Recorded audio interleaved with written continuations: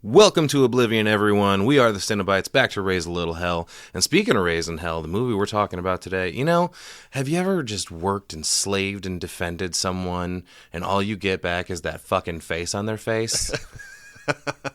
I mean, I'm sure that's enough to make anyone lose their head.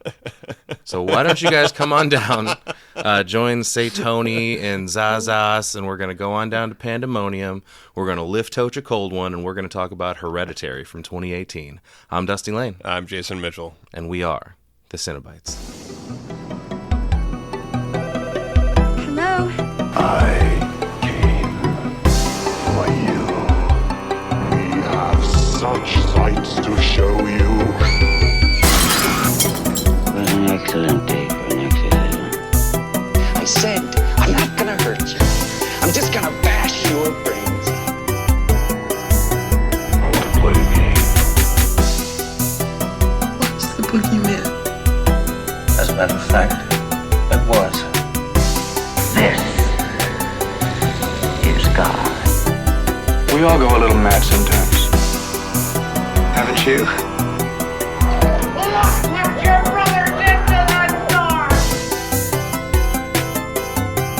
But sometimes that is better.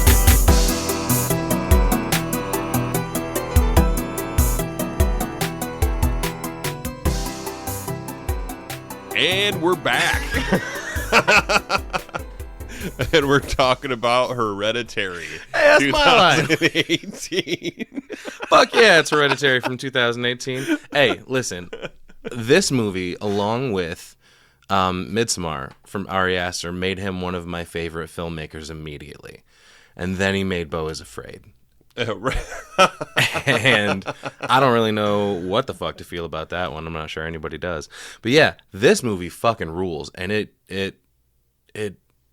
moves. It's a slow burn. Right. Definitely a slow burn. Definitely is. But yeah, studios, let's just get it out of the way. It's an A24 film, obviously. Palm Star, I believe, is Ari Aster himself's production company. Finch Entertainment, Windy Hill. The MPAA rating on this is obviously R for reasons to be disclosed. Runtime of 127 minutes. The setting is in Utah, of all fucking places. Really?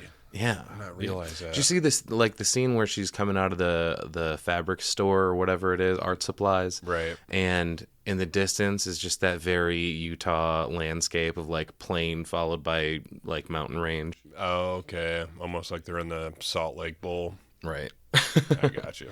The plot of this movie is basically the Graham family's terrible, horrible, no good, really bad day. Grandmams. The Graham fam. Yeah. We have Annie, played by Toni Collette, obviously fucking Oscar-worthy performance in this movie. Oh, yeah. Peter, I really like his performance as well, played by Alex Wolff. Hey, Peter. Hey, Peter, turn on Channel 9, man. Can you imagine if the demon was just in the other room, or the grandma was like speaking as the demon? Hey, Peter. Charlie, that poor little thing, played by Millie Shapiro, who she has the same genetic defect, I guess, as the guy Gaten Matarazzo from Stranger Things. I think it's like cleidocranial dysplasia or something like that. We'll get into it a little bit. She's got a very unique and striking face. Right. Steve, husband to Annie, played by Gabriel Byrne, killing it. He is having some trouble keeping that Irish accent reined in on a lot of this. We've got Joan, played by the amazing Ann Dowd. I love her. I don't know, like her work in The Handmaid's Tale. I think this might be the only other feature film. Or no. She was in The Exorcist Believer, and she was one of the only enjoyable parts of that movie too. Right. But she's fantastic. And then Ellen, Annie's mom, who we don't really see much of except in pictures in this movie. Yeah. But played by Kathleen Chalfant. And I always like to mention we have music by Colin Stetson and cinematography by Pavel Pogorzelski, who both of them, holy shit. Yeah, no, this movie is definitely really led on that. There's not a whole lot of music really, but it's just atmospheric. Yeah. You know what I mean? The shots are gorgeous. Right. All of them. The framing, staging, the music. This movie is so full of dread from start to finish. Oh, hell yeah. And the music has everything to do with that. And the sound design in general, like when we get the tongue clicks going on and shit. A couple of fun instances with those throughout. But let's get into this, man. We have an opening obituary card. Yeah. Annie's mom's dead. Old Ellen Taper Lee. Mm-hmm. Yep. 78 years old, passed away after a prolonged illness at her granddaughter Annie's house. Or, I'm sorry, at her daughter Annie's house on April 3rd, 2018. Beloved wife of the late Martin Lee, devoted mother of Annie Lee Graham and the late Charles Lee, cherished grandmother of Peter Graham and Charlie Graham. We're going to get to know them pretty well. She's also survived by her son-in-law, Dr. Stephen Graham. She will be missed. They put that in all of the obituaries of all time, right? Yeah, I think so. They will be missed. Says who? I don't think anybody's really going to miss Ellen except for her cult buddies. Says who? Reposing at Kingstone Funeral Home, Friday, 10 a.m. to 12 p.m. Funeral service to be held Saturday, 10 a.m. Burial will take place at Spring Blossom Cemetery. And we have this ominous music swell because of the fucking great score we already mentioned, but it suddenly stops. And then we cut to a shot of the treehouse. It's a sweet-ass treehouse. It is one of the dopest tree houses I've Yeah. ever seen in my life. For sure. This music, though, makes it very unsettling. It's just like, Oh, what yeah. the fuck is with this treehouse and Yeah, this just- music already, you Just know? a droning hum in this. And it Right. like swells and, like I said, just cuts out of nowhere. There are a lot of hard cuts between music and images in this. Right. Like, I really like the shots where it's like a daytime shot of the exterior of the house, and then all of a sudden it just switches Turns to black. night. Yeah. It's crazy. Oh, yeah. So our camera pans across a room. It's a messy office, art projects everywhere. This is Annie's studio where she builds models and stuff, and they're the most detailed models I've ever seen in my life for anything. Oh, yeah. We see a model of a house. The camera zooms into a specific room, and oh shit, it turns into Peter's room, and he's sleeping on the bed. Yeah, weird. This happens throughout the movie, too. You can't really tell if it's a model or if it's an actual shot. There are definitely a few that, Yeah, stands out. yeah. So yeah, Dad walks in, Steve, and he's like, "Come on, Peter, wake up. Here's your suit." And then he asks, "Do you know if your sister slept in her room last night?" Weird. Yeah, and he doesn't. Shouldn't you know that, Dad? Well, yeah, not only that, but like, you just walked in to check on Peter. Why couldn't you have done the same thing to Charlie's room? Right. Should have checked on the little girl first. I don't know what the fuck that was about. But Steve then walks out to the treehouse where Charlie is sleeping. And then as he walks by the car, Annie is already in it. Like, the Yeah. kids aren't even awake yet. She's just sitting in the car ready to fucking go. Yeah. Let's do this. Hurry up. Let's go. I understand. But yeah, Charlie's up in the treehouse. Steve is not happy about that. And he's like, "It was freezing last night." He's like, "That's how you get pneumonia." I like Gabriel Byrne a lot in this role. He's a great movie dad. He's really warm, and there's not much that he does that I could take points away from him on. Like, he never Right. really makes a wrong move. You can tell he cares. Feels like pretty typical normal dad, you know. Yeah, for sure. Yeah, so we're late. Hurry the fuck up, kids. Time to go. Yeah, late You for the know? thing. I thought it was weird how when he mentioned that's how you get pneumonia, Charlie's like, "That's okay. I can take pneumonia." Like, what do you mean? She's a weird kid. First She's- of all, she went out and slept in the treehouse. She's a super weird kid, in quotation marks. Or Right. is she? Right. Yeah, it's just you can tell she's weird off the bat. I feel like a lot of kids would be scared to do that. You know? Immediately, there's something off Yeah. about her. What do you mean kids would be scared to do that? Leave the house in the middle of the night and go out into the yard, into a treehouse, and go to sleep by themselves. Sure, yeah, You know? maybe. Kids are usually scared of stuff. Yeah. Kids are usually scared. So that's what I wanted to mention about her is, yeah, it's called cleidocranial dysplasia. Basically, the bones form differently and they're more fragile at times. Certain bones can be absent, but I love that this is a hereditary condition. Would you say it's shockingly expensive? But we cut to the funeral. We get a picture of Ellen between two flower pots. And the score is doing a lot of heavy lifting here before Annie gets up to give the googly. The what? The googly. Now, she's giving her mom's eulogy, but it's strange that she feels like she shouldn't even be there doing it. Right. She mentions it's heartening to see so many strange new faces here today. Ooh. So, who are all these people? You're Red immediately flags. wondering. Yeah, Red flags. They're all red Who the flags. hell are you? She says, I know my mom would be very touched and probably a little suspicious because she was a very secretive and private woman. She had private rituals, private friends, private anxieties, and it honestly feels like a betrayal to be standing here talking about her. Holy shit, that's your mom, dude. She said private rituals? Yeah, I guess. I mean, don't we all? Even the smallest thing in the day is the act of you taking a shower has become a ritual after a certain point. Okay, I gotcha. Because I'm kind of I'm already on edge. There's something weird going on in this movie. Did you say rituals? Don't use the R word around Jason. Charlie walks up to the coffin and stares at the necklace on Ellen, and that's a symbol on this necklace that we see many, many times throughout the rest of this film. Yeah, it's a pretty nice necklace, too. It's gold, shiny. Yeah. I'm more of a silver guy myself, but Yeah. shiny is good. Yeah. Shiny is good. Charlie turns at one point to see a scary guy smiling at her like a creep. Yeah, dude. He's got a very distinctive face. Who the hell's that guy? Right. And when the camera cuts to Peter, we hear the first tongue click from Charlie, which that's going to happen throughout the film, too. Yep, don't like that. Charlie's drawing in her notebook. She's drawing her mom at the podium speaking. And then Steve closes the sketchbook like, hey, man, Right. get your Pay shit together. attention. We're at a We're fucking funeral. Yeah. Right. You can hang out for 20 minutes. Creepy ass drawings, too. Yeah. This kid's up to something, man. Well, I mean, as a child doing artwork, I already shit on Reagan's artwork in The Exorcist because it was horrible. And I felt bad. I shouldn't do that to kids. Charlie takes a bite of a chocolate bar, and Steve walks up and he's like, there aren't any nuts in there, are there? And she says no.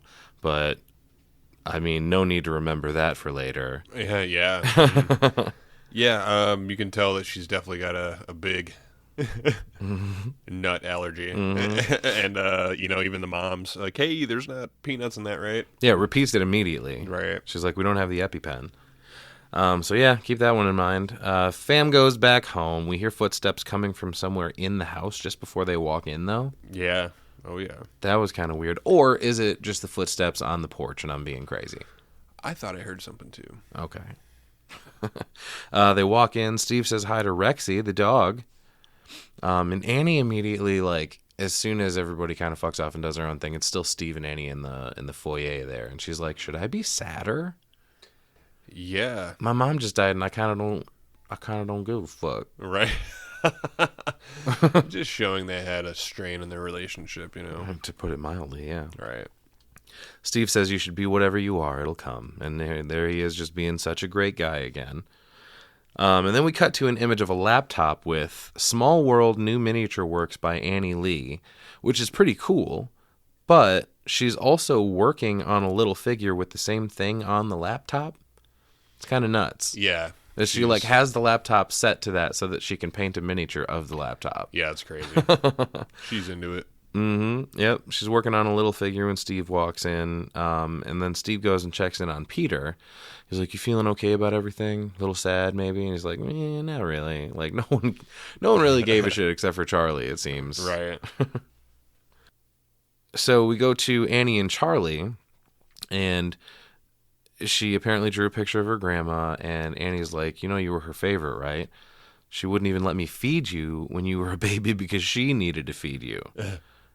Which we get a little image of that later. Yeah, I was going to say, because when you hear that, you don't really think too much of it. You imagine sitting in a high chair with a little jar of Gerber or something with a little spoon with some rubber on the end of it, That's not what it is. That's not...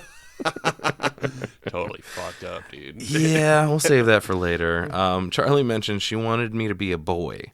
And it's interesting, I think, that her name is Charlie. Right. That's kind of a unisex name. Yeah, definitely. Either or. Mm-hmm. She says, who's going to take care of me?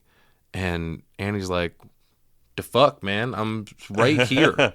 Yeah. It's talking about after you Like, die. I'm your mom. But yeah, when you die, she's like, well, Dad or Peter will take care of you. Like, what the fuck? Where's this line of questioning coming from? Yeah, kids are weird sometimes, to think about crazy things. Well, speaking of weird kids, Annie mentions you never cried as a baby, even when you were born.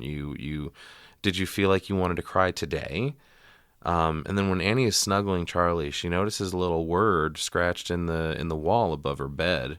Say Tony. Yeah, who the fuck is Say Tony? Say Tony, why don't be a deer, would you? Yeah, Say Tony, whoever the fuck that is. I do have. Let me see here. So that's part of why I added that into the intro today, is because I did look up info on all these different words like written around in the Graham home. And say Tony apparently is a word often used in reference to necromancy and the transfer of the dead to the spirit world. Oh, sick, dude. So yeah. Hell yeah. It's not just gibberish, it turns out. I thought it was short for Satunis. Satunis? Yeah. What's a Satunis? Nah, I don't know. Satan's full name. Satunis and Say Tony. Yeah.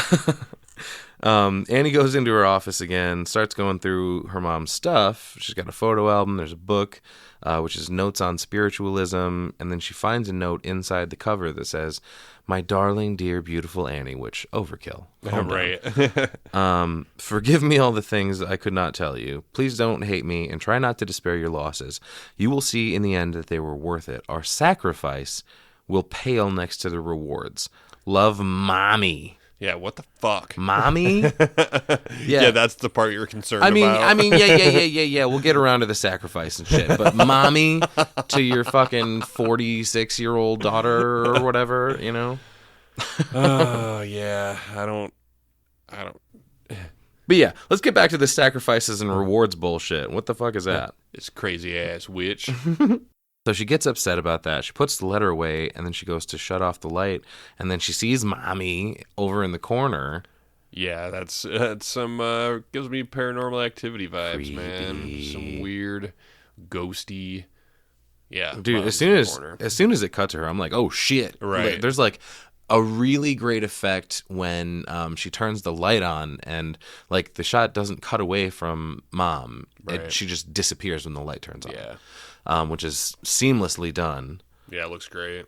Yeah, absolutely. But then even before she does turn the light on, like Ellen is standing there pretty still, but she's just got the fucking creepiest little movements, and that's a thread throughout this movie too. There's like 4 or 5 different people that are like usually standing in the distance. It's like right. The cult members and shit, that they have these little weird waves, and they're like moving their hand in such a specific way. A little bit. It's so weird. It's so weird. Yeah, so she flips the light back on here. Mom's not there. Yeah, she gives a little bit of a Mom. Right. She turns around, and a miniature of her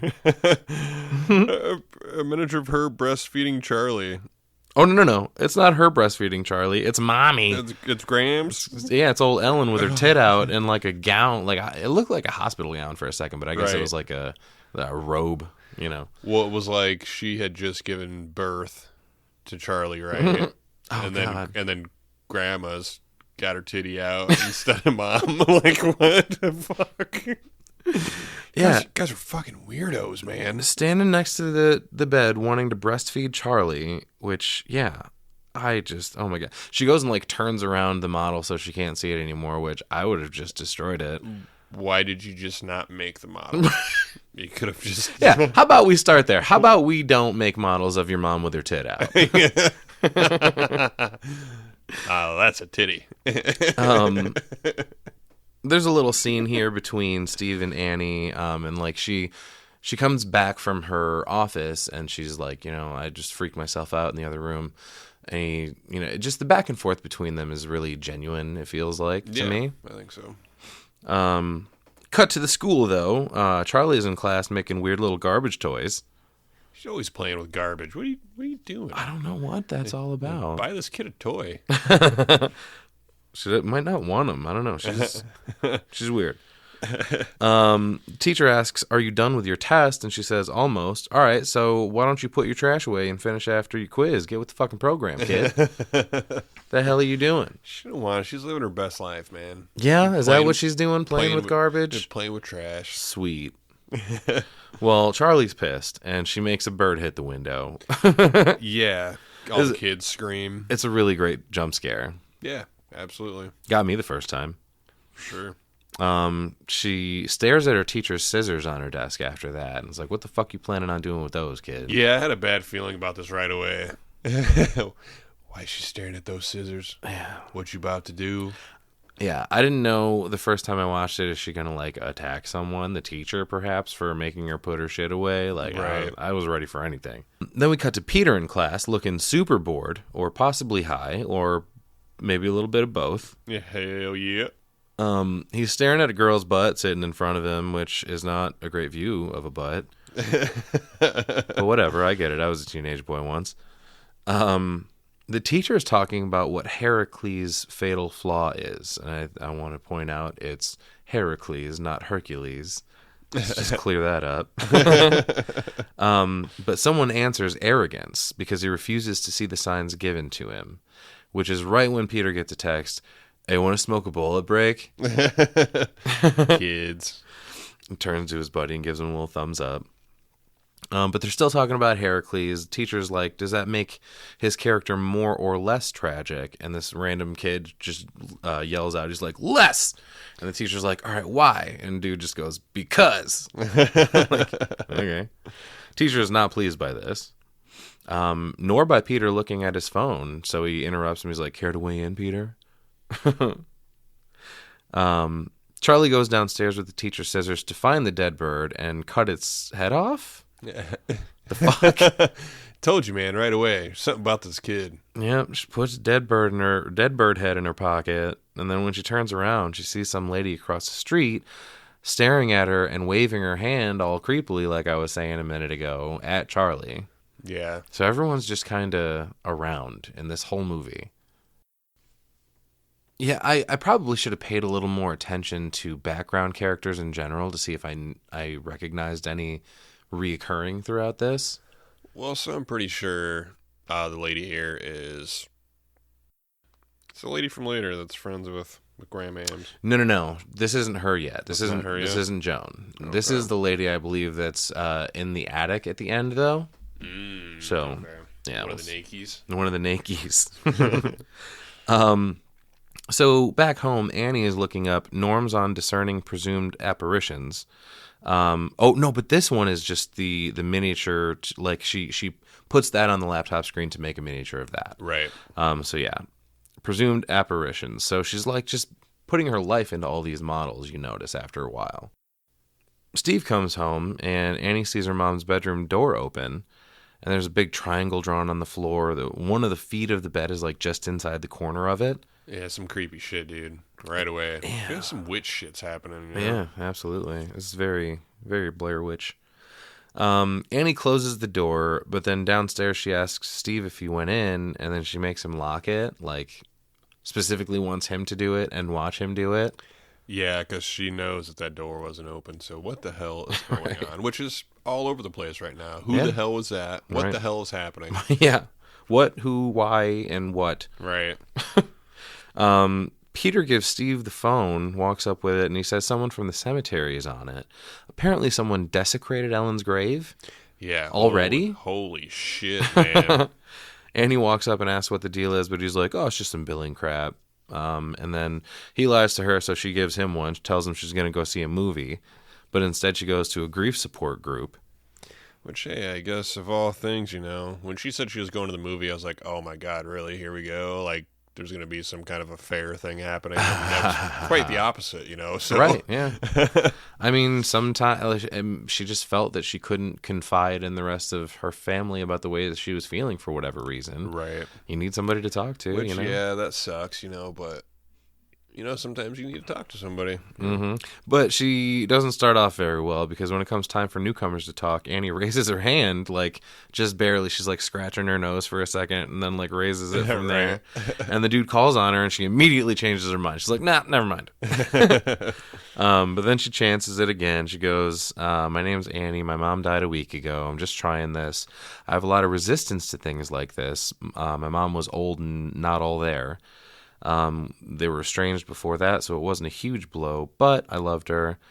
Mom had DID and dementia, and her father died when she was a baby from starvation, of all things. Yeah, that's crazy. Because he had psychotic depression. He starved himself. Her brother had schizophrenia, hanged himself when he was 16. Hanged him? Hung himself? And isn't it still hanged? I don't know. It's hanged for being hung from a tree. Is it? The hung is reserved for other things. Hunging? So the suicide note that he left behind blamed Mom for putting people inside him. Yeah, what the fuck? Oh, shit. Yeah, it's not a big deal, Just kind of little known fact about my brother. We do get our first glimpse of Ann Dowd in this scene. She's also at the support group.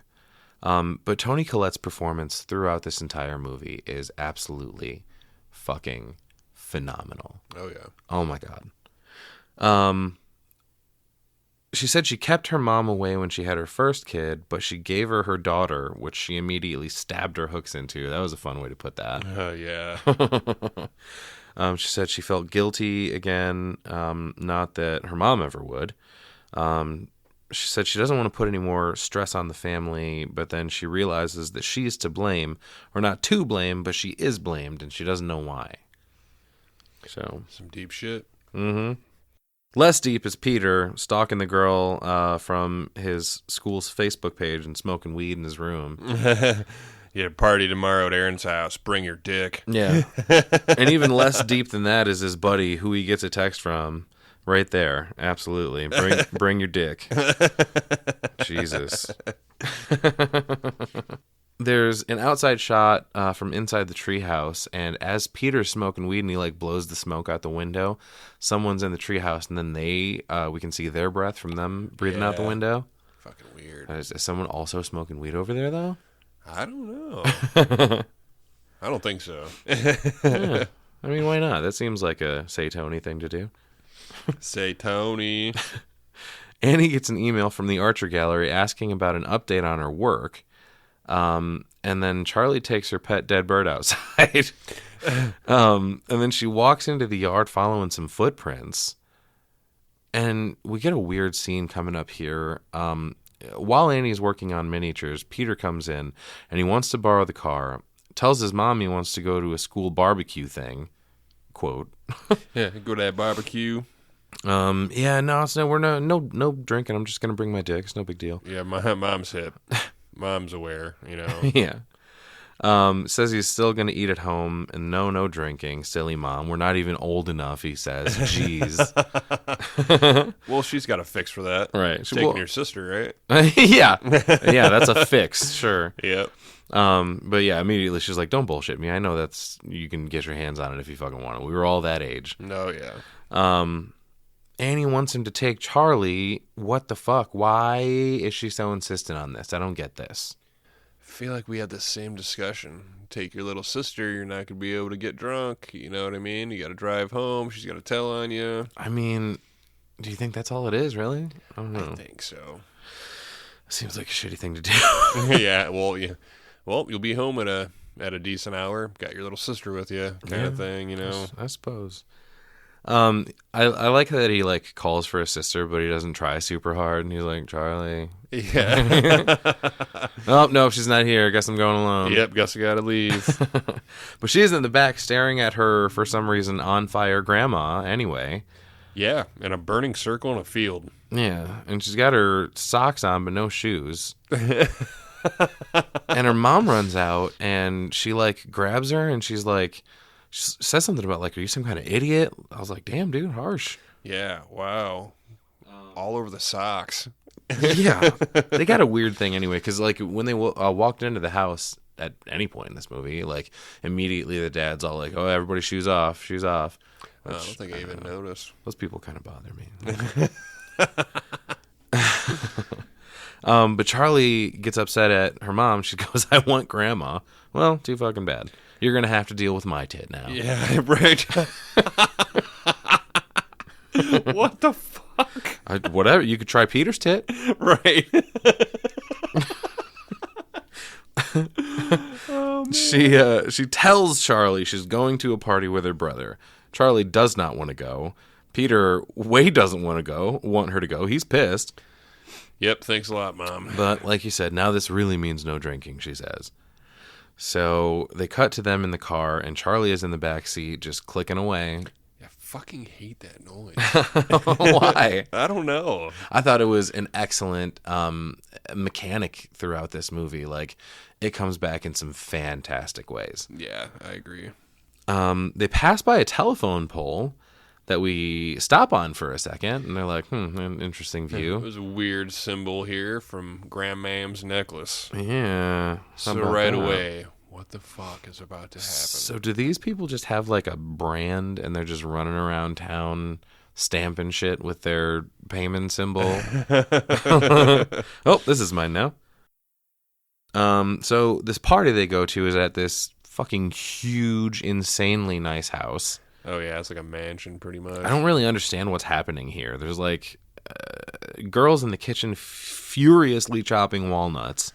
Yeah, the biggest pile of walnuts you've ever seen in your life, and they're just flying around. No squirrel has ever had a pile of nuts this big.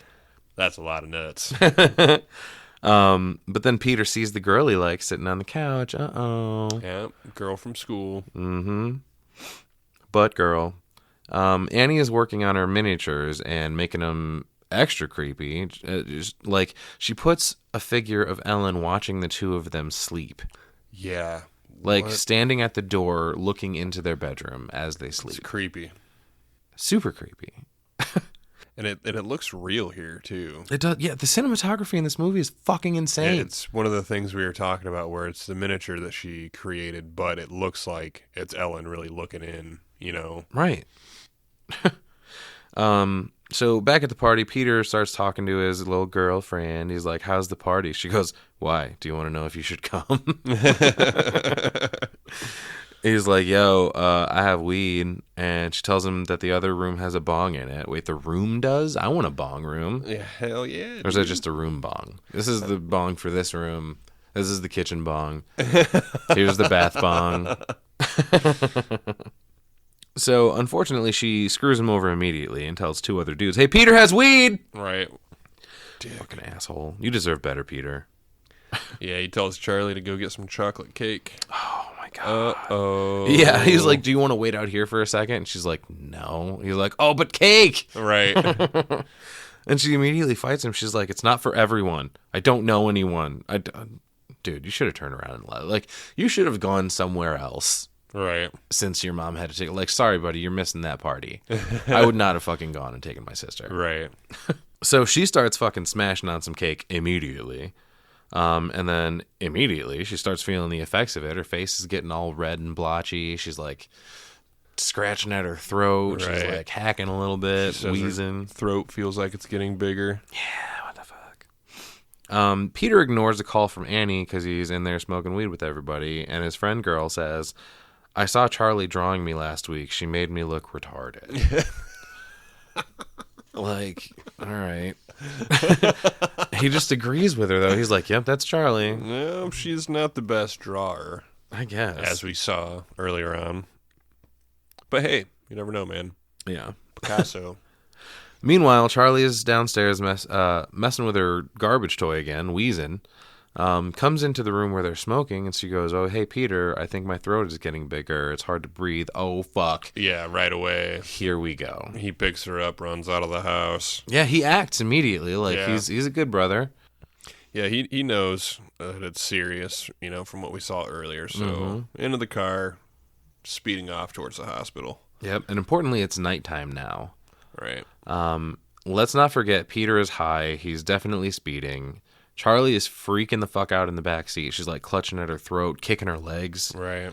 And Peter goes, "We're almost at the hospital." And Charlie rolls down the window to get some air and sticks her fucking head out. And then Peter swerves to avoid a carcass in the road. I was thinking deer initially, but I thought maybe on this last watch I kind of maybe saw some different kind of horns on there. Is it like a goat, perhaps? That would be like some devil shit. That'd be themed, right? Right. So like killed a goat, sacrificed it, and threw it in the road. Right. Maybe. That'd be cooler. But at any rate, whatever the fucking thing was, he swerves to avoid it and gets the perfect distance next to the pole to swerve to not hit the pole, but Charlie's fucking head gets lobbed off by a devil-marked telephone pole. Lobbed. God damn. And yes, it was the same pole that they passed earlier. It had the symbol on it. I rewatched this scene probably 5 times. That's a fucking sound and just the whole... Oh, God. Just a thunk. Like a fucking melon. That's a little squishy. Yeah. And I mean, okay, let's talk about this. Peter's in shock. He just stops the car. As funny as you think the sound is, and we can have as much fun with that as we want, this is a heavy-ass scene, dude. It really is, yeah. Like, the score is intense as fuck until she hits the pole and then cuts out completely. Silence, yeah. Complete silence. And yeah, Peter already knows what happened, but he can't face it. Like, he slowly starts to look up at the rearview mirror to see what's happening, but he already knows. He starts to tear up, and like just before he actually sees what's in the mirror, he looks away. He can't bring himself to do it. Right. Like, obviously Charlie is dead, judging by the no noise happening in the back seat now. She was just wheezing like crazy and flopping like a fish out of water, and now all of a sudden she's perfectly still and silent. Right. So what does he do? Oh my God. He drives home. He just slowly lifts his foot off the brake pedal and, like, coasts home. Like, idles home. He pulls in the driveway, and he just goes inside. Well, yeah, he just leaves her fucking head in the road. Her body's in the back seat. Jesus fucking fuck. And oh my God. So he goes into the house, and obviously he's kind of like a zombie right now. Yeah, he didn't even, when he was outside, he didn't even park normally. He was like perpendicular to the other car. Just stopped it wherever he could and got out. He like goes upstairs, and you hear his parents, "Oh, good, they're home." And Peter goes to bed. Mm-hmm. And the whole time I'm going, dude, not cool. Yeah. He just, but I mean, obviously the answer here is you fucking call the cops, right? Right. But, I mean, let's give him the benefit of the doubt. Utah, he was in the middle of nowhere in this particular scene. Maybe wasn't getting service. There's some spots out here I can't get service. That's true. So maybe he just couldn't get hold of anybody. But yeah, he just left his fucking sister's head in the road, didn't say a thing to anyone, and then he just laid awake in bed all night. Right. Until... Annie's leaving for work. Steve says, "Drive safe, honey." Well, yeah, she says she's going to pick up some balsa wood for the minis. She goes outside, and then fuck me, she sees. It was funny. Steve said, "Drive safe" as she left. Right. She's a scream queen here because these blood-curdling screams are fantastic. Is a fucking god tier scream queen. Right. Oh, it's my great. God. Whew. Then we get the cut scene of the head laying on the side of the road covered in ants. She walks, when she sees what happened to the body, she's screaming, and then... Yeah, the fucking cut. There's ants crawling all over the head, laying in the road. Where the mouth is, she must have gotten hit by the pole right in the mouth because her mouth and chin area is just mush. Right. Oh my God, it's like so this. disturbing.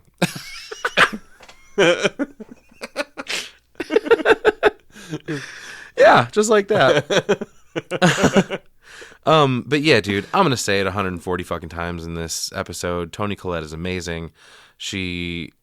She's fucking amazing. She's amazing. And it goes back to her basically after we cut back from the head. She's like just rocking back and forth on the floor. I just want to die. It hurts too much. Yeah, she's having screaming a Charlie's breakdown. name. And fucking Gabriel Byrne is right there next to her. Steve's consoling her like a good husband, like the good guy he is. And then Peter is like just outside, like in the hallway, like listening to all of these screams. So many amazing shots, and the score is just killer through this whole fucking thing. For sure. So then we cut to another funeral. Charlie's now. Annie is still wailing. She hasn't stopped from the moment she went outside to see the car. Right. There's a great shot of the camera lowering into the ground along with the casket. Right. Super fucking cool. And there's kind of the inverse of that later in the movie too. There's when they're coming downstairs at one point, I think to do the seance that Annie is telling Peter and Steve to do. They come down past a model, I think, that she made, and it's like 3 different levels of like decrepit, broken down house, and then a bunch of dirt and shit on top of it, and then a slightly less decrepit and broken down house with a bunch of dirt and shit on top of that, and then on top is a like perfectly like pristine house. Right. Super cool. There's an interesting shot also of Peter's POV through the colored glass windows at the wake. Yeah, this is awesome. It's a really good shot. Yeah. Creepy. Creepy. Steve is just solid as a rock through this whole fucking thing. Peter ends up going back to bed after they're, done with all that. And outside, a red light turns on in the treehouse. And later we'll find out that that's Annie sleeping in there. There's heaters in the treehouse. Space heater. Which, that seems uncomfortable and dangerous. Like, that's like right on her head later when we see it. Yeah. It's gotta be hot as shit. Right. Melting her hair. Steve looks through some of Charlie's drawings, and that's when we see Annie sleeping in the treehouse. Oh, scratch that. There's 2 heaters. So that makes it all better. Right. The next day, Peter's back in school, completely dazed, not paying attention to anything. There's a fantastic shot of his POV panning up in class to see the rearview mirror again. Yeah, that's fucked up. So he's messed up from this, obviously. Yeah, just hallucinating. Yeah, still seeing shit. And I get that. But when he looks back, that girl is staring at him. This is when I think I learned her name was Becky. I have written down. Hey, Becky. So we go then to a really cool, like, genuine seeming scene of a bunch of kids sitting under some bleachers smoking some weed. Like, they have a very like organic sense of like high school kids in this. Oh yeah, you know? It definitely it's believable. Mm-hmm. There's high school kids being high school kids. But suddenly Peter isn't feeling good. He said his throat is getting bigger. And then he asks his buddy to hold his hand, and he starts crying. And his buddy looks like apprehensive to hold it, and he's like, "No homo," but he does.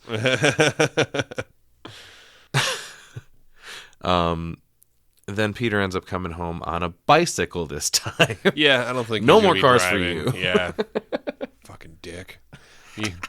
Hey, can I? No, you cannot. You cannot borrow the car ever again. See what happens when you get high and drive, kids. Just don't do it. Yeah, that's not fair, but also don't do it. So he just like tosses the bike down, which that also gets him some dick points.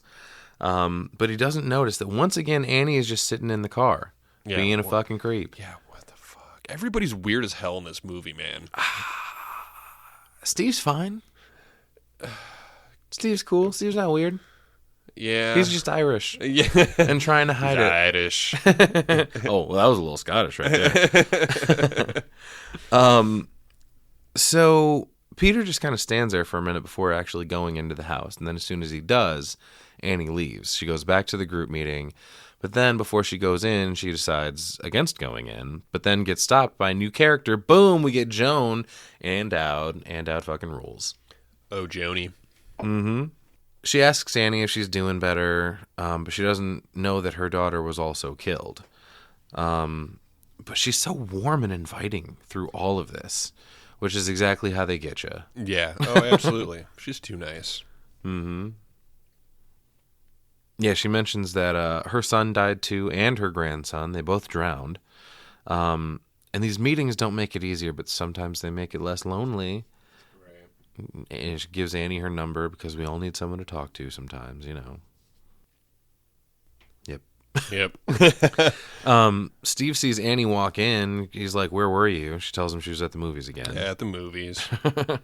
And cuts to them in bed. He puts a hand on her shoulder, and she gets up immediately, which is like, "Fuck you too." Yeah, she's going through some shit, man, and for some reason wants to go to that fucking treehouse. Yeah, she goes, "I'll be right back," and he goes, "No, you won't. You're taking the blanket. Don't fucking lie to me." Right. Come in if it gets too cold. Steve knows what's up. Peter is laying in bed, and he hears a couple more Charlie tongue clicks out of nowhere. Sees a shadow in the corner that kind of looks like her. And then the next morning, we get a shot of the mail slot in the door filled to the brim with mail. But then someone manages to walk up and slip something else in. Yeah, and this is weird, too. Messages from the other side. Open seance. In the mail, dude? Damn. I mean, would it be any different than the, like, Jehovah's Witnesses things you get sometimes, or, you know? Yeah, pretty similar, I guess. Right. Annie works on minis, and there's a sticky note she looks at about, call the gallery about extending the deadline on her, what do they call it? Showing, whatever kind of, oh no, that's funerals, wait a minute. The exhibit. The exhibit. I was going to say exhibit. I was going to say exposition. Nope.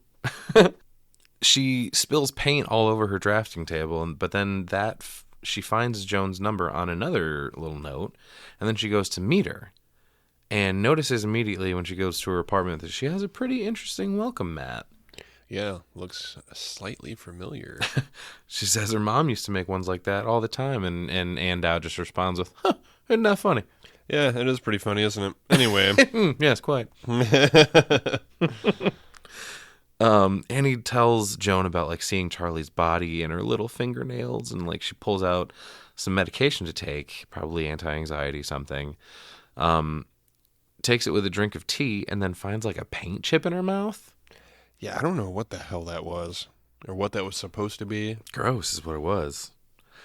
But then Joan asks Annie about Peter. I'm starting to take an interest in the boy. She goes, "How's your relationship?" Annie tells her she sleepwalks. Fucking story time. Once upon a time, she woke up Jesus, man. standing next to Peter and Charlie's beds when they shared a room. And they were all covered in paint thinner. And she was standing there holding a box of matches. She struck one of the matches, which is what woke her up, and then it woke Peter up too, and he hasn't fucking trusted her since, thinking that she was trying to take both of them and herself out. Right. I don't blame him. I definitely would not. I was like, all right, no, I'm putting a lock on my door. That kind of thing sticks with you, you know? Why don't you tie Annie down when she sleeps? You, like, zip her up in a sleeping bag or something. Right? I love that Joan wipes away a tear from her face here as Annie's talking. Just she sells things so well. But yeah, Annie couldn't convince the kids that it was just a weird thing that happened because sleepwalking. And then Annie and Peter began quarreling after that, apparently. Back home, Peter walks in and Steve asks if he signed up for the SAT prep course, and he says he'll do it tomorrow. And here's where more of that Irish is coming out of him. He goes, "Yeah, you know what? You got to do that because it's coming up." Yeah. Oh, dude, this really irked me a little bit. You know, Steve comes into Annie's studio, and her newest miniature is of the accident scene. There's the telephone pole, there's the car, and there's Charlie's head on the ground. Again. Like, yeah, what the hell? Why are you making minis like this, dude? Nobody wants to see that shit. If it was just, okay, if it was like at a horror con or something, like, oh man, the next horror con we go to, if we come up to a table and there's somebody with a bunch of fucking minis like this and they look super dope, oh my God, hell yeah, those would sell for $500. However, this is real shit that happened to you. Right. And your family. I can maybe understand if it's like her way of working through it, but keep that shit locked away. It doesn't make sense to me at all. It doesn't. I don't think so either. But yeah, Steve came to get Annie for dinner, and he sees what she's working on, and he gets pissed immediately. Oh, yeah. She's like, "All right, lady, you're losing it a little bit." Steve is super pissed. Dinner's awkward. dinner ends up being awkward that he made, by the way, because he asks if she's coming down to dinner. She goes, yeah, I'm making dinner. He's like, no, I made the dinner. I came to get you. Come stay whatever you want. I don't really give a shit. Yeah, right. Like, he's losing his shit. And stupid ass Minnie with his just- damn telephone pole. he's just reached the end of his rope, man, you know? But yeah, super uncomfortable family dinner time. You can hear a fucking pin drop or a fork scrape, I guess, in this instance. Yeah, she's playing with her food. She's not eating. She's lost it. No, yeah. Peter tells Steve it's good, and he goes, thanks, buddy. But then Annie, like, scoffs at it, like, fuck both of you. Like, but then Peter kind of grows some balls. He's like, you okay, Mom? He starts poking the bear here. Yeah, He shouldn't have said anything. Seems like there might be something you want to say. She goes, why would I want to say anything so I can look at you sneer at me? She said she's tried talking, but he goes, so try again, release yourself. She goes, no, release you mean. He's like, okay, fine, release me. And don't forget about that theme of releasing people or people releasing themselves. What? In a literal sense in this movie. You know what I mean? Like, Jason just made a hand gesture. Yeah, he goes, just fucking say it. And then Annie loses it. She goes, don't you swear at me, you little shit. Don't ever raise your voice at me. I'm your mother. All I do is worry, enslave, and defend you. And all I get back is that fucking face on your face. Yes. Yeah, wipe that look off your face. Get that face off your face. She goes, I know your sister's death was an accident. I know you miss her. I know you're in pain. I wish I could take that away from you and shield you from the knowledge that you did what you did. But your sister is dead. She's gone forever. If only it could have brought us together, but you can't take responsibility for anything. So now I can't accept and I can't forgive because nobody admits anything they've done. But she does all of that screaming. Yeah. She mad. Oscar. Said poke the bear. Oscar. Give Tony Collette a fucking Oscar. You asked for it, you got it, Pete. But then Peter kind of shoots it back at her, though. He's like, what about you, Mom? She didn't want to go to the party. So, why was she there? Hey, yeah, ooh. buddy. Thank God Steve here is, yep, the argument's over. Yeah. Because he would not have had a face left. But he's kind of right. Yeah. That's beside the point, Dusty. Always. It's pretty intense dinner, if you ask me. The face Annie gives Peter is insane. Yeah, it looks like she absolutely wants to fuck dinner. I'm eating your face. I'm going to smack your little face off. Now what kind of face you got on your face? Annie points the fork at him when Steve says, we're done with this. And she's like, fine. Like, Yeah. says it twice, walks out. And then Annie's zoning out while she's working. She sees a sticky note that says, keep working. Yep. She needs some more supplies. Yep. That's when she goes to Joel's Art Supplies, which I thought kind of reminded me of like Joanne's Fabrics around here. Right, for sure. She runs into Joan. Hey, how about that? What a coinky dink, eh? Yeah, why are you here, Joan? She Strange. also does miniatures. Oh, yeah, what the hell? No. She I think later we do see in her apartment some of Charlie's garbage toys. Right. Yeah. So Joan says she's doing really well and that she's really happy. So what's the deal, Joan? What's going on? She goes, you're going to think I'm crazy, but I met a spiritual medium. There was an open seance. There were skeptics and scientists there. They brought in the spirit of a man from the 19th century. The medium came to my apartment and she conjured my grandson. Nope. No, thank you. Good old Louie. Oh, no, thank you. Oh, no, thank you. I think I'm okay. But she goes, Annie, you got to come over, man. It would be everything if you came. And that the choice of that word right there, it would be everything if you came. Because that's what ends up selling her on agreeing to go over and check it out, to open her mind to the possibilities, to then do the seance in her own home. Right. She sets this all up. So it's pivotal to the story here that Annie come to Joan's apartment. Yep. They then end up doing their own little seance. Yeah, let's fucking get this party started. This fucking candle is lit, fam. Yeah, they both put their hands. I mean, eventually. It takes a minute. Put their hands on an upside down drinking glass here. Mm-hmm. And Specifically and importantly, don't apply pressure to the glass. Just kind of touch it. right. Annie does it too, and she yells out to Louie that it's Grandma, and Annie thinks she feels something suddenly. She's kind of like looking around. Right. And Andow does get the glass to slide, and she goes, "Hi, Louie." Annie freaks out. She looks under the table to see if she's got some kind of like Vegas casino contraption down Right. there. Yeah, Joan's smiling here. But there's a super awesome zoom in on Ann Dowd when she finally does make contact, and she's like, just the joy in her face is palpable. And yeah, Louis moved the glass. The score picks up and pulses when it zooms in on Joan to see that face.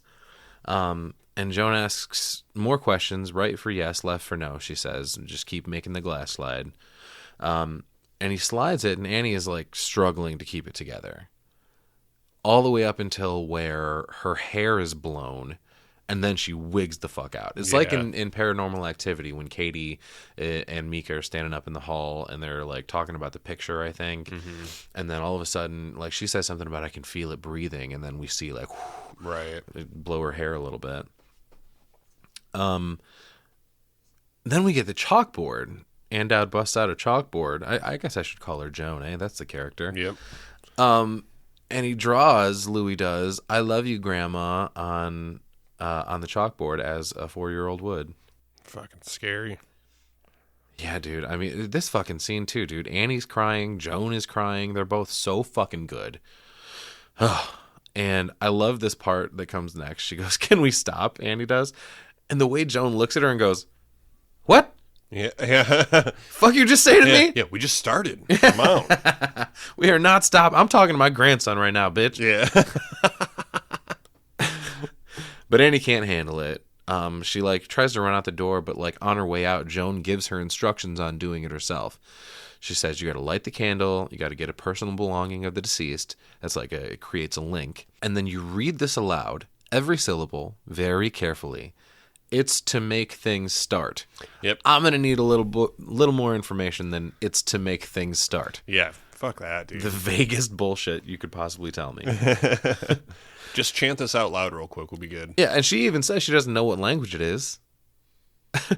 She also says it's important. Remember, your whole family needs to be in the house. Like, this is getting a little sus, man. What the fuck? Yeah, weird. Annie goes to leave, and before she gets a chance to get to the door, she goes, "You didn't kill her, Annie." And she says she isn't gone, but there's a super cool shot here. Annie reaches her mark and turns around, and the camera is on Annie, but you can see a mirror on the wall with Joan in it. Oh. Yeah, super cool. Annie drives home, and then she hears like a super loud tongue click and gets startled as fuck. Damn. Dude, oh my god. There's some more of those great shots of the home exterior while Annie lies awake in bed. And then she gets up when she sees ants crawling on her pillow, of all things. And then what the fuck? going like down the bed, she follows a trail to the window, and they're like coming in there. And then she follows that same trail down the hall to Peter's room, and he's fucking covered in ants, just like Charlie's head was. Yeah. Like this? God damn it. Speaking of crazy faces, though, there's a super crazy Toni Collette silent scream face. Like, it looks like she should be screaming, but no sound is coming out. Right. That's like the image you get on all the like stills that you see of Hereditary things. Yeah, hell yeah. The score is loud and scary as fuck here, and that suddenly cuts out, and all of a sudden we're in silence, and it's Peter again. He's like, "Mom, what are you doing?"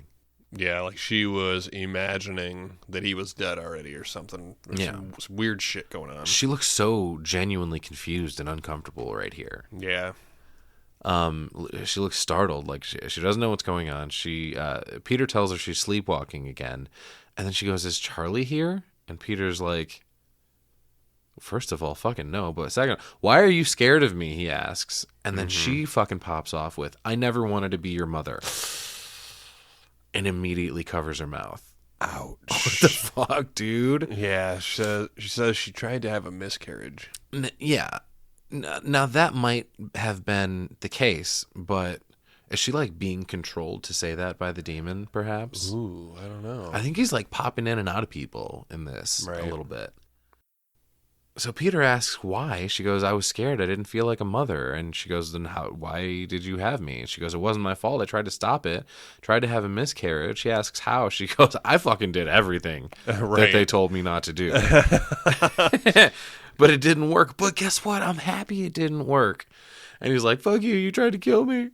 And, like, them yelling back and forth at each other right here is crazy. Mm-hmm. She's, like, in his face, like, no, I did not. I love you. I love you. And, like, it just keeps ramping up with intensity, like, fucking swelling up. And then suddenly they're both wet. What the fuck? What's going on here? Right. Peter keeps repeating, you tried to kill me. She goes, I didn't. I was trying to save you.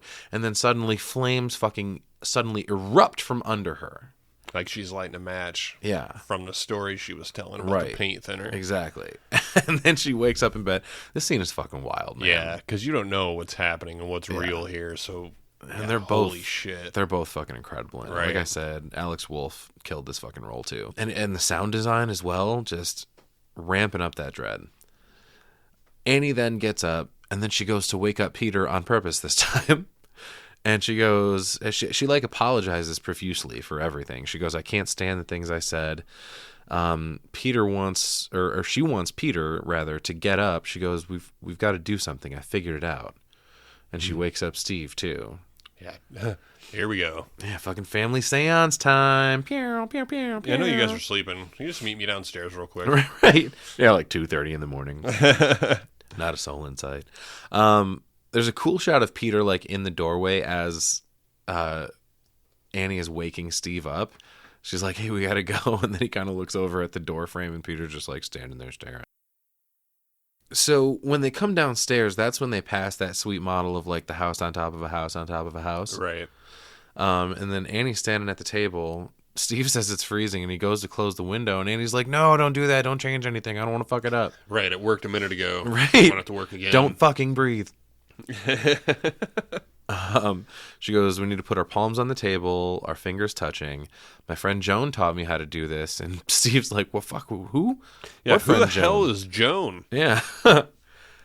Steve and Peter are obviously skeptical, and Steve is even kind of pissed. But then since they won't sit down, she just drags the table over to him. She's like, fine, we can do it over here. She goes, just concentrate on Charlie. And Steve's like, oh, for fuck's sake. Steve won't buy it. She says she's a medium. She was seeing apparitions, and then she shook them off, and she shouldn't have. But then Steve's like, Peter, go to bed. And she's like, what? It was like, basically like Joan said it earlier. Like, what? Right. The fuck did you just say? Yeah, she's acting a lot like Joan now. Yeah, a little bit. But then Peter agrees to do it, and Annie just begs Steve. And his response is basically, what language is even that? Like, talking about Satonian, Zazas, and all that kind of shit. Annie calls out for Charlie, and Peter, like, immediately feels something. They touch the glass, and Steve's already fucking fed up. But then Peter goes, what the hell? Which causes Steve to react. And then Peter's like, you don't feel the air flexing? Yeah, what the fuck? At which point, the glass that they were touching shoots across the table. She cheers and breaks out a notebook. Peter's freaked the fuck out. Steve closes the notebook like, no, I've had about enough of that shit. He's like, stop. She says she watched a picture get drawn earlier. And Annie tries to, like, comfort Peter, and the Charlie ghost breaks a window in, like, it's behind him in the, like, over by the entertainment center or some shit. I don't know. But then the candle on the table flares up into a column, and then the flame goes out, but then it, like, relights itself. Yeah. Which is not natural, unless it's one of those cool birthday trick candles. Right. Damn. Charlie's here. Charlie is indeed here. Steve, at that point, then also looks under the table like Annie did. To make sure it's not some kind of trick. Rigging it out. What kind of fucking prank would that be to play on your family? Oh, hey, remember our dead daughter that got her fucking head knocked off? Well, guess what, you guys? I promise. Check this out. You're never going to believe it. I got you so good. Fuck you. I want a divorce. Right. But then Annie, when Steve stands back up, Annie's like growling Yeah. for a second. Yeah. And then she starts speaking, but it's in Charlie's voice. Yeah, so Charlie's inside of Annie now. Yeah. And Charlie, like, it's her sentience inside of Annie, like seeing out of Annie's eyes, basically. So she's freaking the fuck out. I think Annie at this point, like the entity that is Annie, is kind of like absent for the moment. And it's just Charlie and Steve and Peter in this scene. Right. Everyone is sufficiently freaked the fuck out, though. Steve and Peter are both begging Annie to stop. Peter's like, I don't like this. And Charlie keeps yelling, like, where's Mom? Because she's seeing through Mom's eyes. Therefore, she's the only one she doesn't see. Right. Steve turns on the lights, and then Peter's fucking crying and screaming. He's done.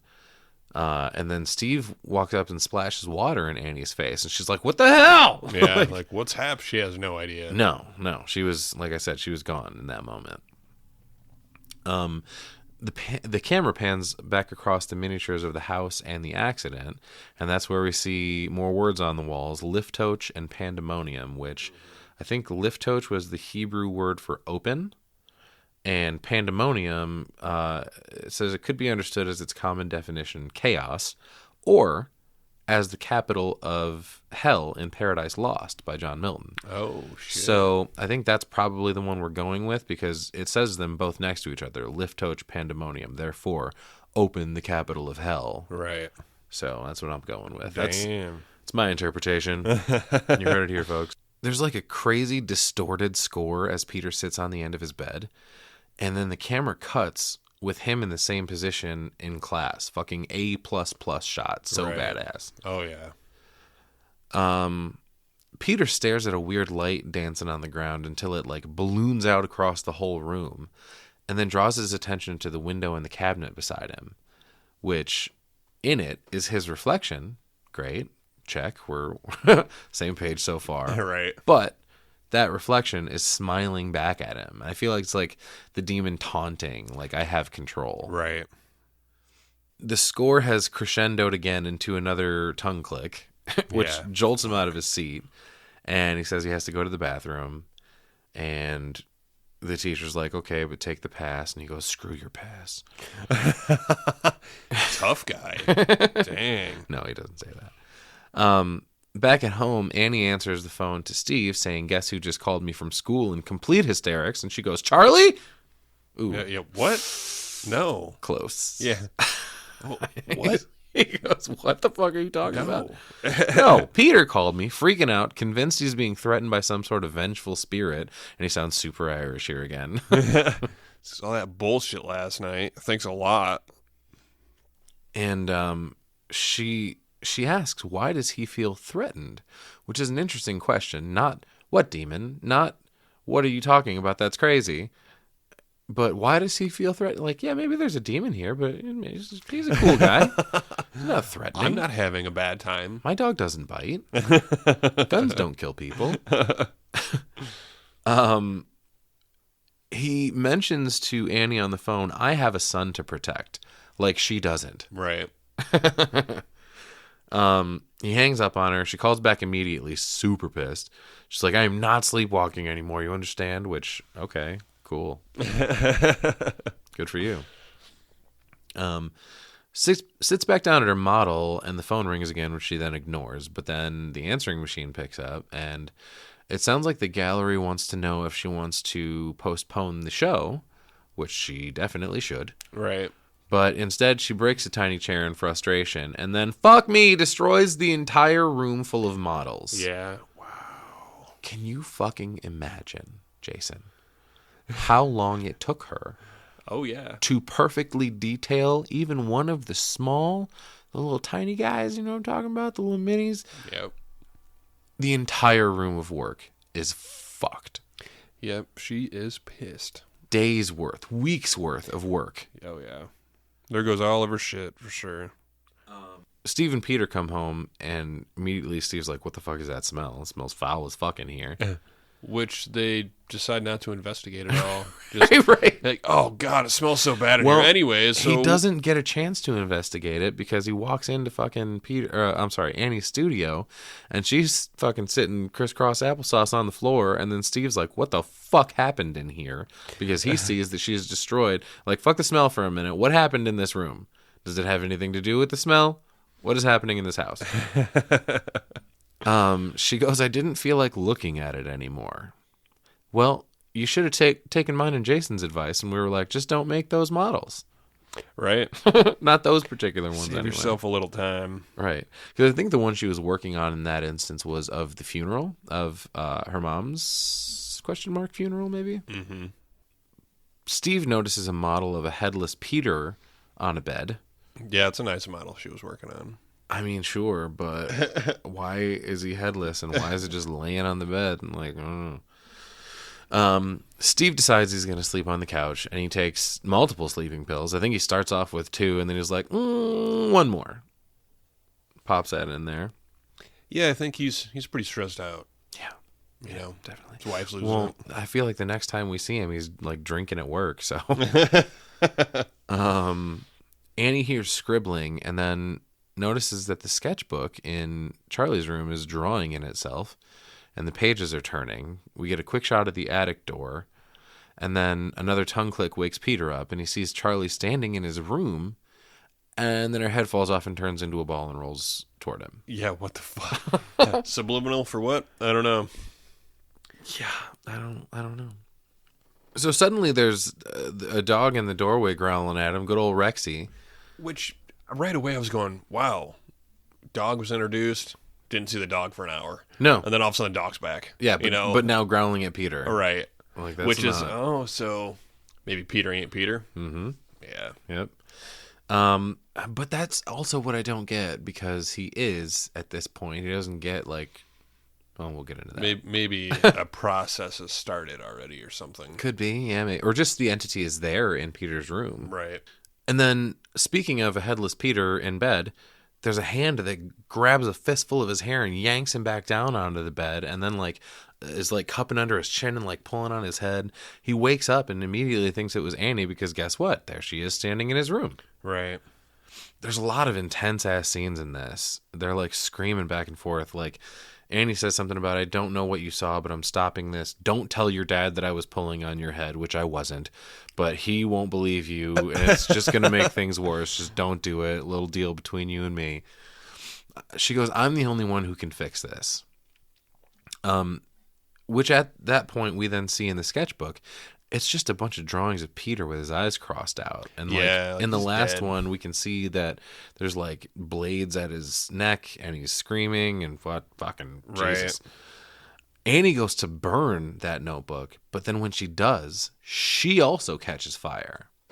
Like randomly, separately from the actual fire. Like her body isn't touching the fire. Her arm just erupts in flames. Right. It's almost like she's the book or something. Mm-hmm. You know, she throws the book in, her arm It's goes. a voodoo book. Right.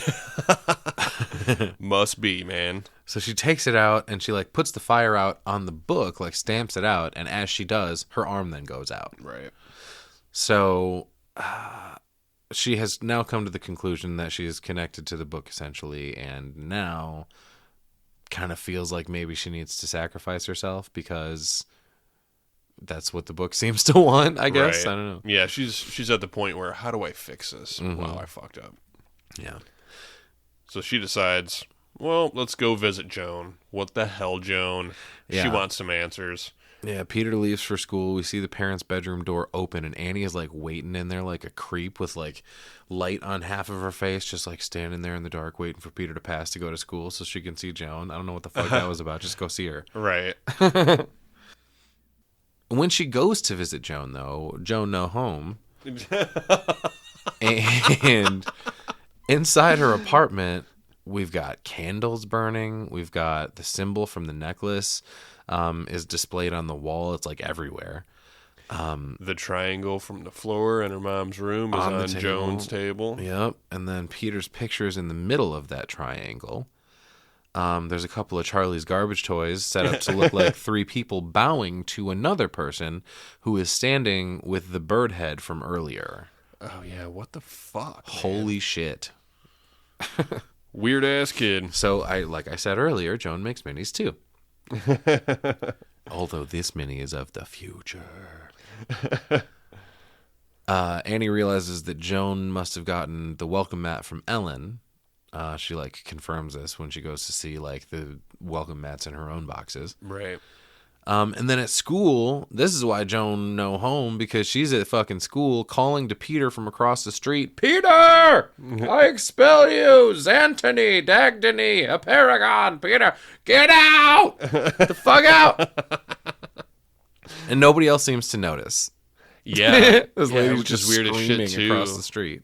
Yeah, can only he see her? I guess. I don't know. Like, she's a real person, though, so how can she, like, shield herself from the rest of it? No one else makes any sort of indication that they hear anything going on. Well, I guess now that we think about it, did anybody else pay attention to Joan anywhere?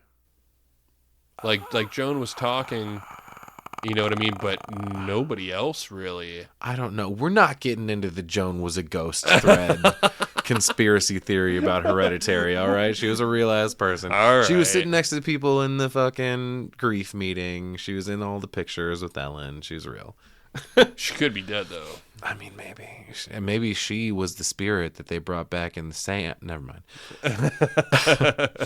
Annie's like back and like going through all of her shit. That's where she sees the welcome mats, the symbol on a book in her mom's stuff. There's a book of invocations. So she finds some more books here. There's a special page marked, and there's like a picture of a guy riding a camel. I don't know. Like I said, some kind of witch stuff, man. But Which is always fun. It says, when successfully invoked, King Payman will possess the most vulnerable host. Mm-hmm. Only when the ritual is complete will King Payman be locked into his ordained host. Once locked in, a new ritual is required to unlock the possession. Right. I feel like it's interesting. That is the part of the text that was highlighted. There's other stuff on the page, but that's what we're focused on here. And it's interesting that Payman is a god of mischief. Oh, okay. That's Yeah. weird. I don't see much mischievous happening in this movie. It's all just dark and fucked up. Right. But yeah, importantly, we see a line underlined on there that says King Payman is a male, thus covetous of a male human body. Mm-hmm. So what the conclusion that we can draw from here is that that's why he was not cool with Charlie. Right. And we've done all this stuff to release him from Charlie's body, and now we're looking at Peter as the new vessel. Right. Fuck. The score intensifies again. We look at the photo album a little bit of good old Queen Lee. And then Peter walks down the school hall and sees that like light pulsing again. And then it goes straight into a door, and then on the other side of that door, his teacher from earlier sees him from a distance and motions for him to come in. So that was a little creepy. Mm-hmm. Steve emails a psychiatrist, and also at that same time receives an email from the cemetery regarding the insurance claim for Ellen's grave. But what he was writing in his email to this other psychiatrist, which I think he himself is as well, but another psychiatrist is emailing about Annie, like, yo, dog, I hesitate to write this, but she is losing her shit. Yeah, she needs some help. And yeah, he Michael Jordans her. Stop it. Get some help. Annie then goes up to the attic. She opens the door and flies fucking pour out of it. That's where the rancid ass smell's coming from. Yep. Fuck. Because Ellen's headless body is in the corner under that fucking weird symbol again, written on the ceiling in blood. Mm-hmm. Sick. Crazy shit going on. I found it interesting that when Peter is back in school, there's something written on the board that says punishment brings wisdom. So that's kind of a theme here, I guess. He hears multiple tongue clicks from all over, and then suddenly he like raises his hand all crazy. And the teacher calls on him, but then notices he's looking all fucked up. Other students turn to look and see his face is all messed up. And then he smashes his face on the desk a couple of times and then just screams his head off. Right. Oh, my God. Yeah, his arm was sticking up and like cocked all weird, but it was like the picture from the book I just read about. Yeah, like the camel guy. And it was we see this later in the treehouse too, when they actually have the rituals set up and shit. The effigy that is Payman or whatever has like basically, is it like a staff with a hand on the top of it that's like pointing like that? Yeah. It's crazy. Fucking crazy imagery. But yeah, that's what he's doing. And it looks like his eye is all fucked up in that scene too. Like kind of bloodshot, kind of smushed. His mouth is kind of smushed. his like he's being like puppeteered. Right. Like marionetted. The phone at home rings, but Annie is outside in the rain, so she can't pick it up. So the school calls Steve instead, who is drinking at work. And he goes back and picks Peter up. And then almost runs a red light because he's drunk. And then he starts crying. This is the only time we see Steve lose it, because he's fucking solid through the rest of this. Yep. He's at his breaking point. You don't know what the fuck, you know, and yeah, family's falling apart, man. Yeah, and he just cries even through the next green light. He just sits there crying. Right. Annie then meets them in the driveway and then freaks out seeing Peter's nose all busted up. They carry him inside and put him in bed. Annie tells Steve about seeing her mother in the attic, and Steve is not fucking pleased. And she says something about, well, no, before you check it out, there's more. And he's like, more than your mother's headless body in the attic? Right. What else do you have to add to that? Right. He goes up to check it out. Annie goes downstairs to start a fire, and she mentions to him the police can't help us after he says that he should probably call them because you're fucking crazy now. Right. Annie tells Steve about Joan, shows him the photo album, points out the necklace. But then Steve thinks Annie did it. He's like, all those nights you said you were at the movies, you were out digging up your mom's grave. Right. Like, what? Yeah, I would have said the same shit. All of a sudden, you're just really a movie aficionado, huh? She tells him something about like they cursed our family. Annie thinks Peter is in danger, but if they burn the book, it'll take her too, and then it'll stop it. So she begs him to burn it for her because she can't bring herself to do it. Right. They come downstairs and there's like lighter fluid just hanging out on the floor. This is all a super emotional performance from her. Right. She mentions like, you were the love of my life. She kisses him. She's super upset. Steve refuses though. He says, I'm not going to do this with you anymore. You're sick. I need to call the police. She freaks the fuck out and throws the book in the fire because she's, finally come to the conclusion that he's not going to do it. Right. And instead of Annie catching fire, fucking Steve catches fire. Yeah. Pretty brutal too, man. Super brutal. And he goes up immediately too. Like, right. And it tracks too, because when Annie threw the book in originally before, it was just kind of on the edge of the fire. And therefore, a flame came over close enough to kind of lick the corner of it, and that's where her arm just started. Right. She throws this fucking thing in the middle of it in this instant, and he just goes up. Oh, hell yeah. Like a fucking, oh my God. Poor Steve. Mm-hmm. She reacts to that. She's got a horrified looking face again, and then that pulsing light flashes back behind her, and then her entire demeanor changes. You can see her face like she's not herself anymore. Right. We get another one of those cool day to night shots, and then Peter wakes up in his room, and here we fucking go. Oh my God, I can't wait. Okay, so the light's on in the treehouse, right? Annie is fucking clinging to the darkened upper corner of his room behind him. He sits up in bed and he's like, got a strange feeling. What the fuck is going on? Annie's just like in his room in the darkness. And it takes you a minute to fucking see it. Right. Because you're paying attention to Peter. And then all of a sudden you're like, oh, fuck, there she is. Yeah, it's like on the wall. What is she doing up in the corner of his room? Jesus. More lights come on outside. And then the camera angle changes. And then Annie kind of like float crawls out of the room. Fuck, man. Right. And there's no sound here whatsoever. But then Peter walks through the house looking for mom and dad, and he hears a big bang and a plink, which is the piano crashing and then a wire being pulled from it, we'll find out. Oh, okay. I didn't notice that. Yeah. And then when he's upstairs in the hallway, he like hurriedly shuts a door for some reason. I don't know exactly what that was about. He's just afraid of that room. It's a spooky room, dude. He goes downstairs, he sees the piano toppled over, sees the house in complete fucking disarray, sees his dad's charred corpse on the floor all of a sudden. Yeah. And there's a pointed shot of his wedding ring on him. And then as he's like checking out his dad's fucking crispy corpse, Annie is above him, floating in the corner of this room now too, just kind of attached to the ceiling, and they're high fucking ceilings too. Yeah, it's like some Exorcist style shit. She's like Jesus. backwards on the wall, kind of. Yeah. Which it cuts back and forth a couple times and shifts focus within shots, which is super fucking cool. Like there's a shot. It's not like a split diopter shot where both the foreground and background are in focus. It's more of the camera is focused on Peter, and then the focus changes, and then it's focused on Annie, and it's really cool how it's done. Hell yeah. This is where Peter sees the naked guy. It's the creepy one from the funeral where he was not naked.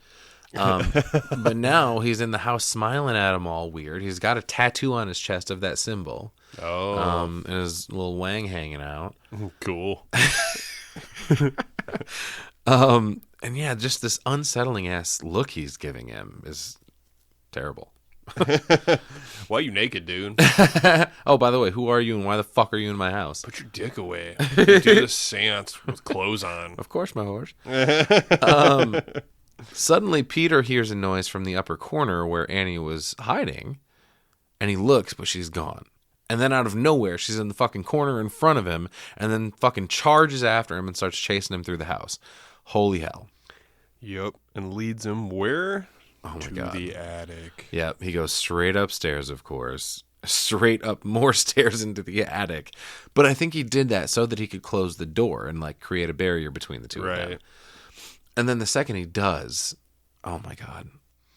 It's just banging her head like you're not sure. You just hear the sound and then it cuts to her. Yeah, we hear like an intense banging bam, bam, bam, bam, bam, bam, bam, on the door. But what you're thinking is she hopped up on a stool or a chair or a punching it or and she's like banging her fist on it, right? And he's like yelling out, he's begging mommy to stop. He's now reverted to like childhood and he's like calling her mommy, which is so fucking sad. Like he just needs someone to be safe and love him again. Right. Like he's gone through a bunch of shit. Poor Peter. But then we cut to one of the most fucking unsettling shots I've ever seen. And it's her outside the attic door, on all fours as if on the ground, but she's on the fucking ceiling, banging her head so fast against the fucking attic door. It's insane. Yeah, hell this yeah. is so disturbing, dude. Love it. Oh my God. Every time I watch this movie, I rewind this like 5 times because I can't. It's just like, what the fuck? Yeah, so good. So the banging suddenly stops. And then Peter stands up. There's candles all over the attic. The body is gone, but the outline remains. And Peter's picture with the eyes burned out is laying in the middle of that outline. Shit. Peter tries to wake himself up. Obviously, this is a dream. This is bullshit. Starts slapping himself. And then he hears a terrible squelching sound. Squelching. And Annie is floating above him, cutting off her own head with the fucking piano wire that she ripped out of the piano a little while ago. Yeah, which love is this. Now the third decapitation of the movie. Fuck yes. This is disturbing as shit, man. Like, you can hear the blood squirting out and you can hear it falling hitting the floor. Yeah, oh my God. It's great. The way that she does it, like faster and faster, and like her horrifying face looking directly at Peter as she does it. God Yeah, it damn, starts dude. off really slow This and is then this- gets really fast. Yeah. This is the second most disturbing image. And yeah, the fucking blood spray, man. It's all over the place. Fantastic. And suddenly Peter hears like the tink of a glass behind him and he turns to see the 3 nakies we were talking about earlier over in the corner. And that's what he decides he can't handle. Naked people in my attic? Nope, I'm fucking out. And he jumps out the fucking window. And I love how even after he jumps out the window, the sawing continues. Yeah. He lands on the ground. So you hear the thud from his body. You hear the thud from his body, and the sawing is still going at that point. It's fucking great. Yeah, hell yeah. And then finally the song stops, and then you hear the head hit the floor. Right. Hell yeah. So there's like a floating light at this point that goes into Peter's body. So here's what I think happened. Peter jumps out the window. That's when he dies. Right. But he can't be one of the decapitated ones. He is the vessel for payment, the spirit of payment, right? Mm-hmm. So this light goes into Peter's body after he is dead. He lifts his head, and then he sees Annie's fucking headless body floating up into the treehouse. Right. And then he stands up, and he clicks his tongue. Yeah, what the fuck? Oh, shit. He walks to the treehouse, past poor Rexy laying dead in the yard. Sweet. Walks past a bunch more naked people. The score is rather uplifting for the circumstances here. Yeah, it really which I guess is. all of the cult members are super fucking happy about Right. what's happening right now. It's just the resolve, you know? Right. But it's a lot like the music in Midsommar, actually. It's just like super happy and just, yeah, like I said, uplifting. I don't know. In the treehouse, there's a bunch of people kneeling or bowing, some of them naked, some of them not so much. Peter turns around and is completely transformed. Like, you can see that this is no longer Peter in his face. There's an effigy of Payman with Charlie's head on top, which is fun. Hell yeah. And then Annie's and Ellen's bodies are kneeling before it, which is crazy. Like, Joan is like kneeling, or no, I'm sorry. Annie and Ellen's bodies are kneeling before this effigy of Payman. I found it disturbing that Lee's body is like decomposing and there's like maggots eating away at it. Mm-hmm. And then Annie's body is fresh and still bleeding. There's a giant puddle coming from her fucking neck hole. Right. Her neck hole. But then, yeah, we also see that Joan is in there. She's kneeling in the front. She's one of the non-naked ones. There's a picture of Queen Lee hanging up. And then Joan takes the crown off of the effigy and puts it on Peter. Shit. She calls him Charlie at this point, too, which I don't really understand. Charlie was just the name of the kid, right? I think so, yeah. But if the spirit was inhabiting the kid, then would you not refer to it as its name? Like, why call Charlie Peter when Peter was never Charlie? Peter is now Payman. He now has the spirit inside of him that used to be in Charlie, but it's not Charlie, it's Payman.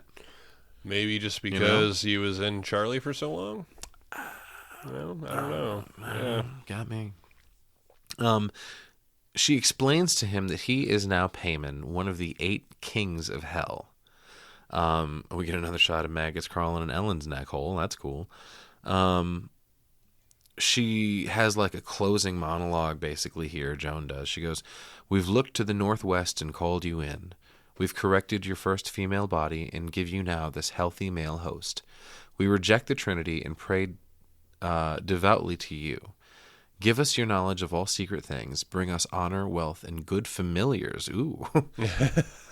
"Bind all men to our will as we have bound ourselves for now and ever to yours. Hail Payman." Hail Payman. Hail yes. Holy fucking shit. Hail yes. I love this movie. Yeah. Great, great movie. And there's some more like happy ass credit music too. Right. There's also, speaking of the credits, they're really well designed. It's a cool thing where like one letter from each name turns red and then drops down into the next name. Right. That's pretty cool. Yeah, I like it. But anyway, yeah, man, that brings us to the end of good old Hereditary. What'd you think? Hereditary? Hereditary. It was a great movie. I remember watching this the yes. first time, and I don't think I really paid enough attention because when we decided to cover this, I was like, holy shit, man. This guy's a genius. Yeah. It's a fantastic movie. Yeah, It's like creepy. I said, this is the first Ari Aster I saw, and immediately I was hooked. Like, a lot of people like to have the favorite, what's your favorite horror movie conversation. Right. Like, I tell people all the time, I can't fucking do favorites. Like, I'm not interested in pigeonholing myself like that. You know what I mean? But when I was a kid, I would have told you The Exorcist was my favorite because it was the only one that ever scared me. And then in the last like 10 years or so, this movie makes a pretty fucking strong case. Hell yeah. It makes a pretty strong case. I mean, it's so heavy. It's so full of dread from start to finish. There are amazing performances from everyone. The score, the cinematography, all fucking top tier. I gush about this movie as often as I can. Hell yeah. So what do you give it on your made up bullshit scale here, Dusty? Well, you know what? My made up bullshit scale I feel is more accurate than most official scales, okay? Because this really gives you a sense of what I feel in my heart. I gave this 666 out of 3 demon stamped telephone poles. I love that telephone pole. Do you want one? Just that melon sound sticks with me. Why don't you watch a Gallagher show? That'd be good enough, right? I think I'm with you, man. This movie was fantastic. 4 out of 5. Yeah. Little ant heads like this. God damn it. Yeah, man. My recommendation for this particular movie is let this movie possess you and rule hell with it. Yeah, it's Why great. the fuck not? Must watch. Oh, yeah, for sure. Any final thoughts before we head on out? I wish there was more to it. I mean, I feel like this movie felt kind of long, but at the same time, I think the story could go on. You think so? You think we could have a Hereditary? Maybe. I just think it was good enough that I think it would be worth looking at. Maybe a prequel or something. Who knows? Okay. I want more witch, man. Yeah, I would do it. But let's not get back on the fucking Beau is Afraid train already, Right. because holy hell, I don't know what the fuck was happening with that one. But yeah, I guess that's about going to do it for us in this episode of the Cinebytes. So we are thankful, as always, that you've joined us. Hope you had fun. We obviously did. And if you care to get a hold of us, you can do so at cinebytespod@gmail.com. Get a hold of all of our socials at Cinebytespod. We got Facebook, we got Twitter, we got Instagram, we got YouTube, we got TikTok. And as always, if you choose to be so generous, you can also support the show by going to cinebytespod.buzzsprout.com, and you can choose to contribute monetarily so we can make this a better show for everybody. And speaking of which, I did want to mention... I feel like we're getting more listens than we're getting credit for on our aggregate website. So if you guys could do me a favor, it would really help us out a lot. Leave a review, subscribe, do all that stuff. But if you could specifically download the episode rather than listening to it, I think that might make a difference for us. So let's see what happens there. But anyways, as always, please remember, dreams are fleeting. Only nightmares last forever. Follow your nightmares.